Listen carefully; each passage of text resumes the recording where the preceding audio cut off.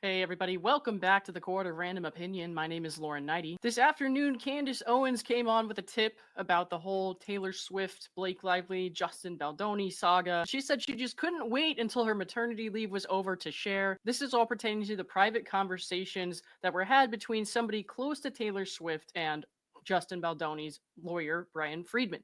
We're going to keep throwing out a big fat allegedly in front of this until somebody from one of these camps comes out and confirms this. But the person reaching out to Brian Friedman and giving him this information was allegedly Taylor Swift's father. If you want to know exactly what was talked about between Brian Friedman and Taylor Swift's father, then you have to look back at that affidavit Brian Friedman had submitted before the judge struck it from the record. Of course, the internet is forever. A fact that horrifies me to this day when I see my Facebook memories. Bear in mind that they've allegedly had several phone calls since this happened, so I don't know what else they've discussed. But here's what Brian said happened. On February 14th, I received a voicemail from a person very closely linked to Taylor Swift, whom I subsequently called back the same day. During that phone call, they informed Brian Friedman that Taylor Swift's attorney had received a phone call from Mike Gottlieb, Blake's attorney, who said that Taylor Swift should make a social media statement in support of Blake given her absence from the Super Bowl that year, and stated that if Taylor failed to do so, Blake would release 10 years of private text with Taylor. Taylor's attorney reportedly then accused